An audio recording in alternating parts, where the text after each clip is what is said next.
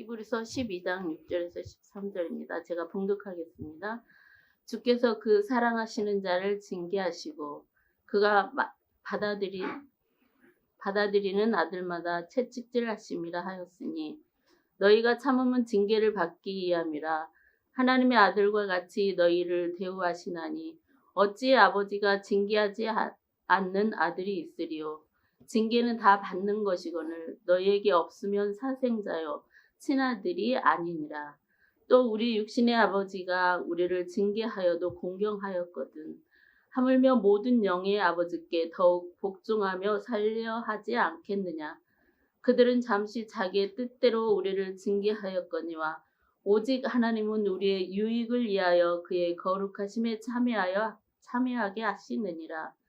무릇 징계가 당시에는 즐거워 보이지 않고 슬퍼 보이나 후에 그로 말미암아 연단받은 자들은 의와 평강의 열매를 맺느니라. 그러므로 피곤한 손과 연약한 무릎을 일으켜 세우고 너희 발을 위하여 곧은 길을 만들어 저는 다리로 하여금 머그러지지 않고 고침을 받게 하라. 아멘. 우리 8절의 말씀부터 오늘 말씀을 한번 시작하겠습니다. 징계는 다 받는 것이다. 징계가 만일에 없으면 그거는 사생자고 친아 자녀가 아니다. 그럼 징계가 뭘까? 징계라는 것은 우리가 많이 듣는 말이죠. 뭐 큰 징계도 있고, 뭐 작은 징계도 있고, 뭐 운동 경기에도 징계가 있어서 뭐 프로 선수들이 몇 게임을 나오지, 몇 경기를 나오지 못한다 하는 징계도 있고. 징계라 하는 우리가 그 국어적인 뜻은 사전적인 뜻은 간단하죠. 어떤 사람들을 바로 잡아서 그렇게 바로 행하게 하는 거죠. 그 다음에 어떤 제재를 가해서 저들로 하여금 어떻게 틀린 것들을 하지 못하게 하는 거죠. 그렇다면 이런 징계 속에는 또 다른 숨은 의미가 있는데 뭐냐면 그걸 어떻게 하든지 합당한 사람으로 세워가고자 한다는 것이죠. 그러니까 이 세상의 징계는 이제 가지고 있는 모든 법과 뭐 우리 형법, 민법, 그 모든 그런 법의 종류에 따라서 하게 되겠지만은, 우리 하나님의 사람들에게 있어서 징계라 하는 것은 우리를 뭐 나무라고 꾸짖고 벌 주고 이런 의미가 없습니다. 우리 하나님께서 벌을 주신다 하는 것, 하나님께서 벌을 주신다 하는 것은 마지막 때 심판을 말하기 때문에 그건 돌이킬 수가 없습니다. 우리 예수님께서 친히 오셔서 자신을 우리에게 주시고 모든 것을 자기가 감당하신 것은 우리로 하여금 벌을 받지 않게 하기 위해서 그러신 것이고 우리로 하여금 실패자가 되지 않게 하시기 위해서 그렇게 하셨던 것입니다. 예수님께서 당하셨던 고난이라는 것은 우리가 상상할 수도 없죠. 우리가 뭐 그런 고난 받으면은 사람이 사람에게서 고난 받는 것이 아주 이를 악물고 견뎌내고 참으면 되겠지만은 하나님의 아들 되신 분이 자기가 지은 사람들 앞에서 고난을 받으신다는 것은 그 고통의 그 가중이 비교할 수가 없겠죠. 그래서 예수님이 그걸 다 받으신 이후로 모든 벌을 다 받으셔서 우리 하나님 안에 있는 징계는 철저히 우리를 세워가시고 온전케 하심에 있습니다. 그런데 오늘 이 8절의 말씀 징계는 다 받는다. 징계를 받지 않는 사람은 없다는 것입니다. 어떤 그리스도인들, 어떤 하나님의 사람들은 자기가 예수를 믿고 가는 길이 너무 힘들대요. 이 세상에서 가장 힘든 사람이 자기라고 생각해요. 맞습니다. 자신이 그 징계를 훈련을 받고 연단을 받고 나가는 것이야 받는 사람밖에 모르시는 누가 알기나 하며 그 심정을 짐작할 수 있겠습니까? 그렇지만은 나 혼자만 그런 연단과 수고를 받는 것이 아니라 다 받는다는 것입니다. 우리가 모르는 것입니다. 자기를 보는 사람들은 다른 사람을 잘 못 봅니다. 다른 사람을 너무 많이 보는 사람들은 또 자기를 챙길 줄을 모릅니다. 우리 사람들에게 있어서는 뭔가 불합리한 일들이 많이 벌어지죠. 다른 사람을 위해서 사는 사람들은 자기를 챙기지 못하니까 사람들이 옆에서 뭐 또 야단을 칩니다. 자기만을 챙기고 다른 사람을 못 보는 사람들이 또한 흉을 봅니다. 자기밖에 모른다. 그렇게 흉을 보지. 그러나 우리 모든 사람들의 말 속에는 뭔가 다 이유가 있고 원인들이 있습니다. 내가 그렇게 사는 게 얼마나 힘든 줄 알아? 나도 실질적으로는 힘들거든. 나도 말을 안 해서 그렇지. 나도 어렵고 고통스럽거든. 누가 내 속을 알아주고 누가 내 형편을 알아줄까 하는 말은 우리 사람들 사이에서 너무 공통적인 말들이죠. 근데 여러분, 우리 오늘 성경에도 읽었지만 사람들은 자기의 뜻대로 자기의 원하는 대로 징계하고 사람들을 나무라고 훈련시키고 때로 우리는 너무 힘들어서 불평하고 불만을 내놓지만 우리 하나님은 자기를 위해서 하시는 게 아니라 우리의 유익을 위해서 하신다. 우리 하나님께서 우리를 연단시키고 훈련시키는데 우리의 유익을 위해서 하신다 하십니다. 그렇다면 우리가 하나님께서 주시는 연단과 훈련을 굳이 그렇게 피할 필요도 없고 그것이 힘들다고 벗어버리고자 할 필요도 없지 않습니까? 나를 위해서 이렇게 하신다는데 누군가가 말하기를 요즘에 뭐 자녀들도 부모가 나는 너희들을 위해서 희생하고 산다 이렇게 얘기를 하면 그것을 오히려 막 기뻐하고 감사한 게 아니라 부담스러워한다 그러잖아요. 요즘에 이제 세대와 세대 간의 차이들이 막 일어나죠. 세대가 거듭할수록 자기 중심적, 자기 사고, 자의적인 행동들이 많이 나오게 되겠죠. 우리가 참 주님 안에서 하나를 이루지 않는다면은 우리가 세월이 가면 갈수록 교회 안에서도 서로 뜻이 합해지기는 정말 힘들 거예요. 왜냐하면 배우는 바가 있고 느끼는 바가 경험하는 바가 옛날보다 훨씬 많죠. 옛날에 우리가 한번 태어나면 그 시골에 그 도시에서든지 거기에 벗어나기가 영 힘들잖아요. 우리가 한번 태어난 곳에서 또 특별한 목적으로 우리가 이사 가서 그곳에 거할 때 우리는 다른 곳에 나가지를 잘 못해요. 그래서 그 안에 거하면서 그 안에 것만 배우고 살죠. 근데 지금의 시대는 완전히 달라서 코로나19가 뭐 한국에서 일어났습니까? 저 다른 나라에서 일어났는데 웬걸요 온 세상을 다 지금 어지럽게 하잖아요. 그런데 여러분 이 코로나19가 지금 가만히 보니까 뭐 뉴스를 보니까 뭐라 하냐면 저기 가난한 나라는요 코로나19가 별로 없어요. 주로 코로나19가 심각한 나라를 보면은 다 잘 사는 나라들이 이게 참 희한한 일이에요. 잘 사는 나라들을 보게 되면은 우리 한국도 이제 잘 사는 나라 대열에 올라갔지만은 그래도 아직도 뭐 많은 차이가 나지만 여러 이것을 돌아다니고 많은 걸 접하거든요. 많은 걸 접하다 보니까 좋은 것만 접한 게 아니라 원치 않는 것도 많이 접한다는 것이죠. 여러분 전에 우리가 알고 있잖아요. 참으로 자기가 자수성가해서 성공을 했어요. 성공을 해서 이제 이제 한국에 와서 뭔가를 다 이제 일자리도 잡아 놨어요. 그런데 사고가 났어요. 그래서 가족이 사고로 인해서 다 불의 사고로 인해서 다 사망을 했어요. 그 소리를 듣는 사람도 즉 아무도 모르는 사람도 아무런 관계가 없는 사람도 그 소리를 듣고는 충격을 받는 것이죠. '사람이 사는 게 무엇인가.' 우리 사람들은 요즘에 그 사는 것에 대해서 많은 생각들을 하고 많이 배웁니다. 그래서 가만히 대화 보면은 요즘에는 뭐 목사가 상담하기가 무지 힘들어요. 아는 것이 너무 많으세요. 자기 주장도 많이 하고 생각도 많이 하고 하죠. 그래서 가만히 듣는 것이 상책입니다. 듣고 가만히 들어주고 정말 그 속에서 뭔가를 모르겠다 싶으면 한마디 해 줘야 돼요. 전에는 여러분 20-30 초만 해도 상담을 하게 되면 처음부터 마지막 자초지종을 다 설명해 주고 "이렇습니다. 이렇습니다." 해 줘야 요즘에는 아시는 게 되게 많아요. 그런데 아는 게 많고 우리가 공부하는 게 많고 경험하는 게 많고 그런 것에서 사람들이 가장 싫어하는 게 뭐냐면 자기를 훈련시켜서 고치는 걸 정말 싫어합니다. 주님 앞에서 우리가 좀 하나님께서 우리의 유익을 위해서 우리를 고치고 훈련시키는데 우리 되게 그걸 싫어합니다. 왜냐하면 자기의 생각과 자기의 주장이 점점 강해지죠. 여러분들이 젊었을 때 이 시대는 이제 자기 PR의 시대다. 여러분 요즘에 젊은이들한테 자기 PR의 시대라 말하면은 아주 촌사람 취급받습니다. 요즘은 자기 PR 시대 그것도 없어요. 자기가 자기 스스로를 이루어가는 시대이기 때문에 자기 주장들이 강한 시대가 되죠. 우리나라도 얼마나 많이 변했습니까? 여러분 보게 되면 우리나라 요즘에 굉장히 주장들이 강하잖아요. 전에는 판사, 검사 그러면 사람들이 무조건 했는데 요즘 판사, 검사하면 그 사람이 어떤 판사냐, 어떤 검사를 따지죠. 요즘 그렇게 무서워하지도 않습니다. 전에 어떤 일로 그 우리 교회 통장이 감찰을 받았어요. 우리가 아니고 연관된 게 있었어요. 말은 못하지만. 그래서 제가 연락이 왔어요. 한 2개월 뒤에. 그래서 제가 검찰청에 전화를 했죠. "왜 우리 교회 통장을 들여다봤냐." 그러니까 법이래요 그게. 예.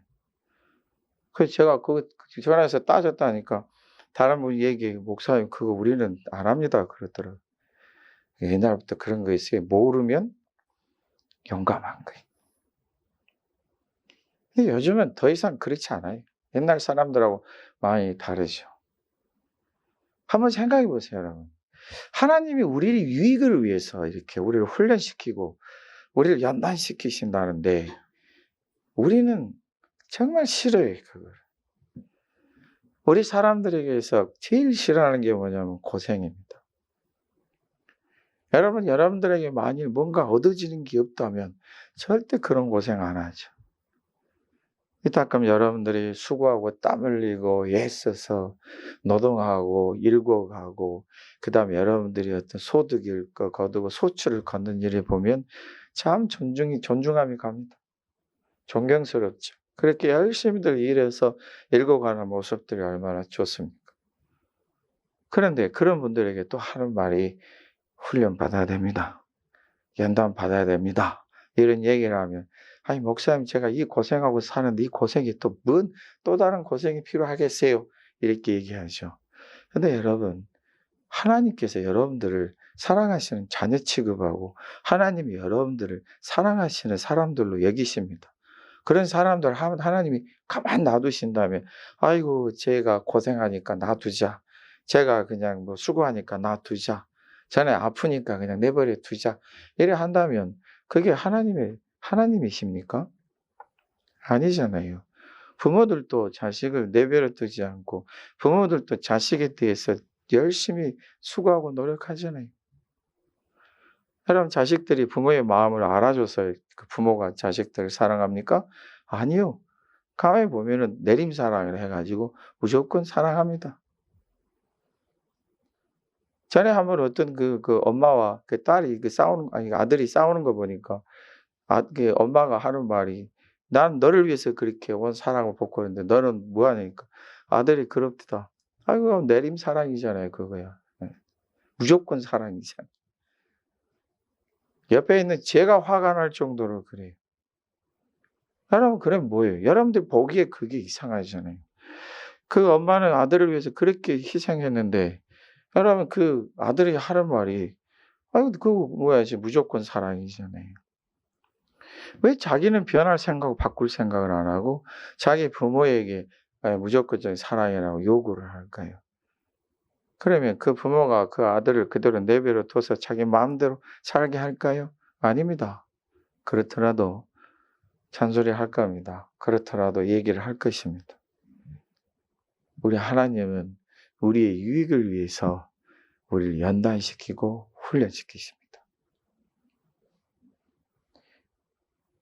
여러분 우리가 하나님께서 우리 그 히브리서 말씀을 통해서 부탁하시기를 하나님 우리를 연단하고 훈련시키시는 것을 우리 오늘 말씀 읽지는 않죠. 5절에 보게 되면은 절대로 가볍게 여기지 말고 낙심하지 말라. 그에게 꾸지람 받을 때에 야단 받을 때 낙심하지 말라. 여러분 우리의 두 가지 태도가 진짜 중요합니다. 우리 하나님께서는 사랑하시는 자를 훈련하고 연단시키시고 그가 받아들이신 아들마다 채찍질하신다. 여러분 그냥 우리에게 훈련하고 연단시키시는 것 우리가 그것도 좀 힘든데 거기에 채찍질까지 더하신다. 전에 저 보게 되면은 그 말을 되게 사랑하는 사람이 있어요. 이 사람을 보게 되면 이런 말이 있어요. 그 말이 자기 것이 아니면 이 말을 탄 기수가 채찍으로 때린대요. 그런데 그 말이 자기가 아끼는 말이면은 때리는 게 아니라 채찍 소리만 말한테 들려준대요. 그 몸에 닿지 않게. 그런 말들을 하더라고요. 근데 우리 하나님께서 우리를 얼마나 사랑하시냐면 어떻게 하든지 하나님 보시기에 합당한 사람으로 만들어 주시기 위해서 하나님께서 기뻐하시는 사람으로 만들어 주기 위해서 우리를 훈련시키시고 단련시키실 뿐만 아니라 때로 채찍을 드신다. 매를 드신다. 왜 이렇게 하나님이 하시냐면 우리를 자신의 친자녀들로 취급하시니까 그렇게 하신답니다. 그러니까 우리 하나님 앞에서 좀 고생스럽고 훈련을 받더라도 우리가 태도를 좀 바꿉시다. 어떻게 바꾸냐면 이걸 가볍게 여기지 말자. 나에게 어떤 일이 일어나서 이 일이 하나님 앞에 하나님께서 나를 훈련시키시구나, 연단시키시구나, 하나님께 나를 꾸중하시는구나 이런 생각이 들었을 때 이것을 가볍게 여기지 말고 이걸 신중하게 생각을 해서 가자 하는 거죠. 그리고 또 하나, 낙심하지 말자. 왜 나에게 이런 일이 벌어지지? 나도 하나님 앞에서 할 만큼 했는데 왜 이렇게 나에게 어려운 일이 벌어지지? 낙심하지 말자는 거예요. 여러분, 하나님께서 우리를 연단시키시고 훈련하는 것을 갖다가 가볍게 여기지도 말고 그것에 대해서 낙심하고 실망하지 말자. 그러면 어떻게 해요? 그럼 가볍게 여기지 않고 신중하게 하고 그거에 대해서 내가 실망하지도 않는다면 그럼 내가 어떻게 하면 좋겠습니까? 참는다. 7절의 말씀 보면은 우리가 좀 참자. 참은 것은 징계를 받게 하는 것이고 하나님이 아들과 자녀와 같이 너희를 대우하시니 어찌 아버지가 징계하지 않는 자녀들이 있으리요. 견뎌보자. 인내하자. 왜냐하면 하나님께서는 다 뜻이 계시니까. 하나님은 우리의 유익을 위해서 그렇게 하시니까.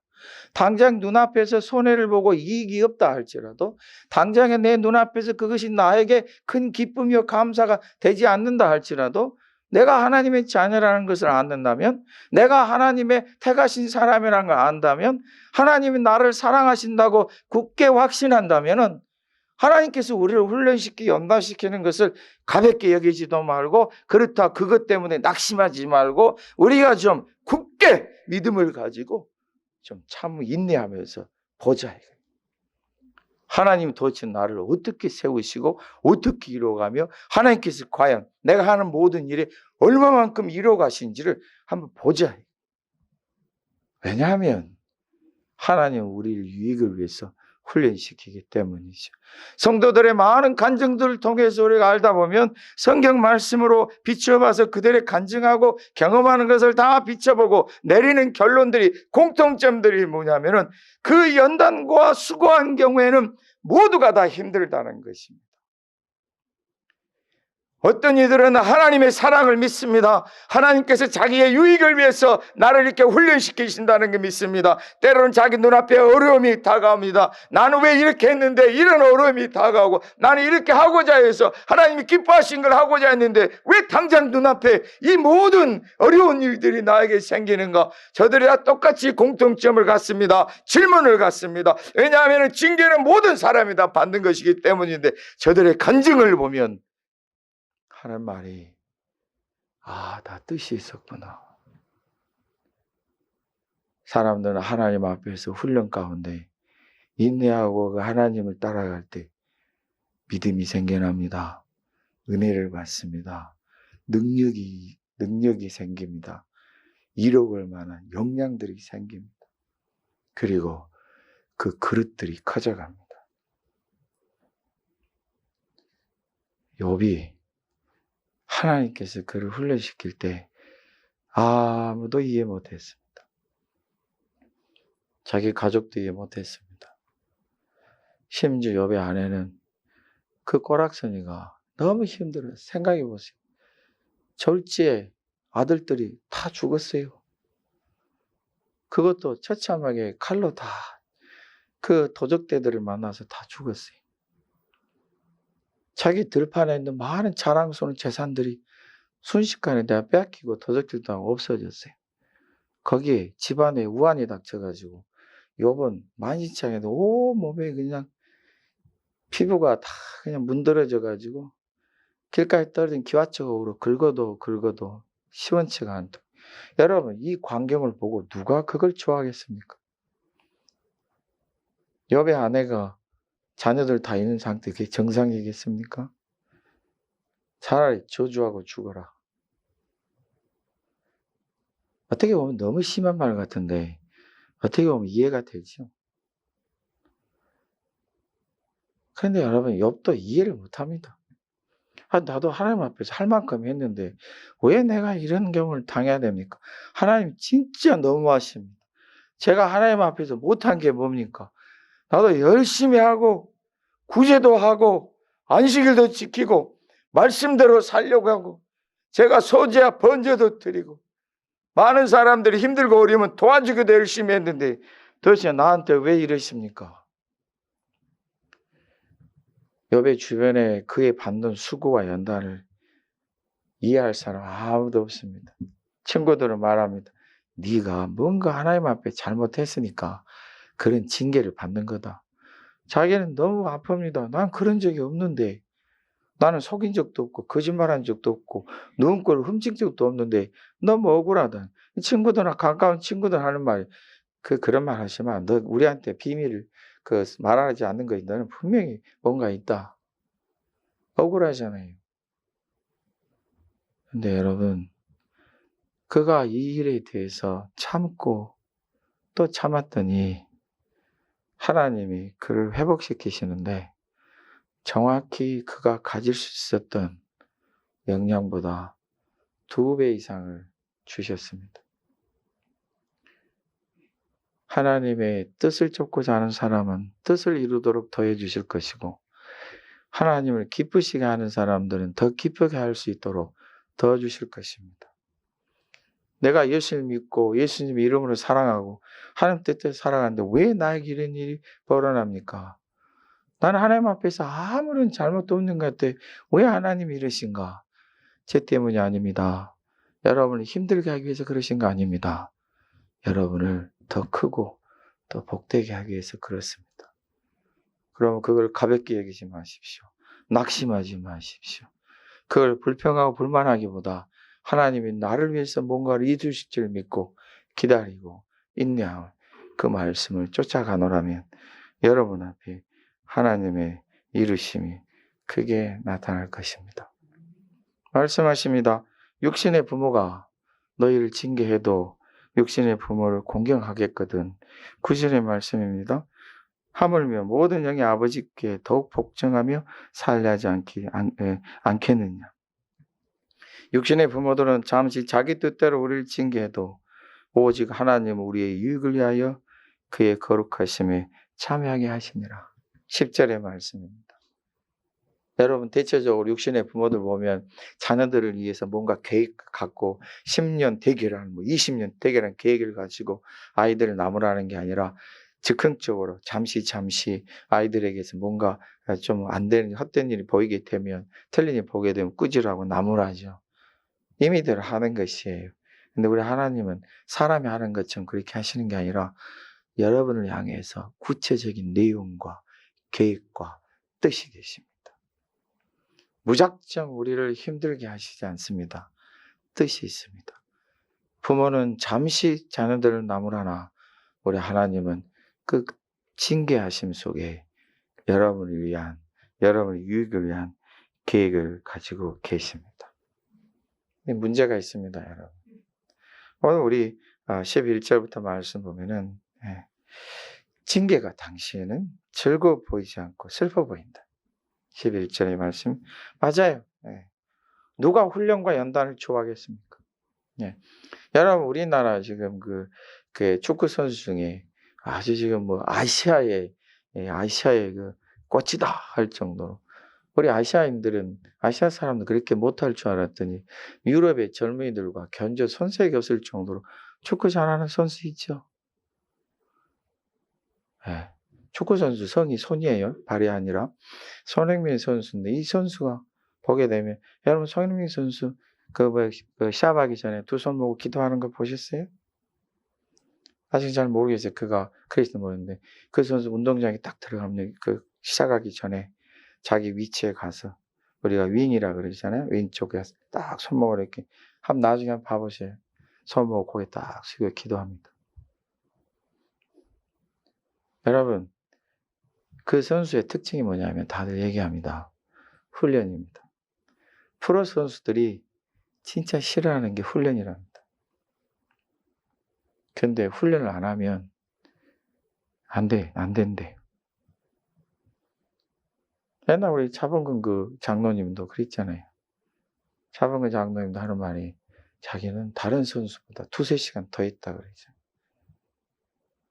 이 프로 선수들이 싫어하는 게 훈련이래요. 그래서 그 교만한 프로 선수들은 자기 실력만 믿고 훈련 안 하다 나중에 1년, 2년 못 가서 그냥 버려짐을 당하잖아요. 이 세상에서 훈련과 연단을 막 기쁘고 춤출 듯이 하는 사람 아무도 없습니다. 우리 그리스도인들이 하나님 앞에서 우리를 훈련시키셔야 우리 하나님이 사랑의 하나님이세요. 하나님의 자녀들이 하나님께서 연단을 시키시고 단련을 시키셔야 하나님 우리를 사랑하는 거예요. 그냥 저들이 어떻게 하든지 내버려 두고 알아서 살라고 하시다가 마지막에 심판이라 하시는 분 같으면 어찌 우리가 그분을 아버지 하나님이라 사랑의 하나님이라 말하시겠어요. 지금 당장 하나님께서 야단을 치시고 채찍질이라도 하셔서 하나님의 나라에 오게 만들어 주셔야 되잖아요. 이 땅에 살면서 그저 아무렇게 사는 게 아니라 그냥 새끼 밥 먹고 사는 게 아니라 뭔가 이 땅에서 하나님의 나라에서 칭찬받는 사람으로 세워가셔야 되잖아요. 누구를 그렇게 하시겠어요? 하나님의 훈련과 하나님이 주신 연단을 가볍게 여기지 않냐고 소중히 여기고 그걸 인내하며 참으며 감당하려고 하고 그걸 내가 하나님이 주신 징계나 이걸 소중히 받아들여서 하나님 나를 위해서 하신 것을 믿고 그 인도하심을 받게 되는 사람이 하나님 나라에 더 크고 소중할 거 아니에요. 그리고 이 땅에서 그를 통해서 하나님이 뭔가 이루어 가실 것입니다. 옛날 우리나라에 장로님이 대통령이 됐잖아요. 대통령이 자기 되기 전에는 금식기도도 하고 철화도 하고 열심히 교육해서 하나님 나 대통령 되게 해서 기도했던 분이 대통령이 되고 나서 첫날에 자기 뭡니까? 자기 참모진들하고 같이 소주 파티하고 막걸리 파티했던 어르신. 여러분, 우리가 술을 마십니다. 천국 갑니까? 못 갑니까? 갈 수 있습니다. 예수님만 믿으면 됩니다. 근데 예수를 믿고 사노라면 내가 안 먹어야 되겠다. 이게 연단이 옵니다. 훈련이 옵니다. 제가 어떤 분에게 자주 한두 번이 아니라 자주 얘기합니다. 목사님 나가 술 담배가 진짜 힘드네요. 걱정 마시고 열심히 예배 드리러 오세요. 어떻게 술 먹고 가요? 어떻게 전에는 뭐 술 담배도 저희가 담배를 끊지 못했는데 제가 이래갖고 집사 될 수 있을까요? 걱정 마시고 일단 집사 좀 받으시고 우리 하나님의 은혜 받아봅시다. 술, 담배 피운다고 술 마신다고 천국 못 가는 거 아닙니다. 예수님을 믿으면 갑니다. 그런데 때로 예수를 믿다 보면 이게 안 되겠구나 하는 연단이 옵니다. 그때는 그걸 가볍게 여기지 말고 신중하게 생각해서 한번 통과해 보십시다. 할렐루야. 그 당시에는 그게 안 기뻐요. 너무 힘들어요. 그 당시에는 그게 절대로 즐거워 보이지 않고 슬퍼 보인다. 오늘 11절의 말씀이 그렇잖아요. 누가 훈련받기 좋아하고 누가 그 연단받기 좋아하겠어요. 그냥 자기는 탄탄대로 하나님 주신 은혜와 복을 마음껏 받아서 이 땅에 살아가면서도 복을 받고 하나님의 나라에도 가고 싶죠. 그런데 우리 하나님 우리를 살리시고 생명 있게 하시고 하나님의 사람으로 만들기 원하시고 하나님의 나라에 합당한 사람으로 이루어가기를 원하세요. 그래서 하나님께서 자신이 뜻대로 우리를 향한 계획들을 가지십니다. 이 땅에서 하나님이 우리에게 복을 진짜 주기 원하십니다. 어떤 분들은 그리스도인들 맨날 복 달라는 게 기복신앙. 여러분 성경에는 기복신앙이라는 게 없어요. 그럼 기복이라는 게 어디서 왔냐? 저 유교나 불교에서 왔어요. 여러분. 우리 교회는 기복이라는 거 없어요. 우리는 하나님 앞에 복을 주시라고 기도하는 거예요. 하나님께서 안 주시면 아니에요. 주시면 복을 받는 거예요. 그러면 하나님 나에게 좀 큰 기업 좀 되게 해주세요. 내 사업이 좀 확장되게 해주세요. 거기가 뭐가 잘못됐습니까? 하나님 앞에 구하고 하나님이 주시도록 원하는 간구함이 성경은 우리에게 말씀하시잖아요. 한번 해봐라. 복을 주시지 않는가 봐라. 너희가 구하고 간구하는 거 다 들어주신다. 우리 하나님이 그러면 우리가 원하는 거 다 들어주시고 알아서 하라 이러하신 분입니까? 우리의 간구하는 걸 들으시고 다 이루시되 하나님 우리를 철저히 연단시키시고 훈련시켜서 그 일을 감당하게 하십니다. 여러분 우리 알고 있죠? 복권의 저주란 말을 알 수 있어요. 알고 계시잖아요. 요즘 우리나라 로또라 그러죠. 로또의 저주. 우리나라만 그런 게 아니에요. 온 세상이 똑같아요. 심지어 120억이라는 로또가 당첨된 사람도 결국 그 사람이 어디 있느냐? 6년인가 7년 뒤에 남의 걸 훔쳐서 교도소가 있어요. 그럼 그게 다 어디 있느냐? 기가 막혀요. 자기 마당에다가 오토바이 활주로를 만들어가지고 친구들 불러서 놀고. 왜 그렇습니까? 훈련과 연단이 없어서 그렇습니다. 고생하면서 열심으로 행하는 사람들 보면 절제도 할 줄 알고 사용할 줄도 압니다. 우리 연단과 훈련이 때로는 슬퍼 보이고 기쁨이 없습니다. 즐거워되지 않습니다. 그런데 후에 그로 말미암아 연단받은 자들은 의와 평강의 열매를 맺는다.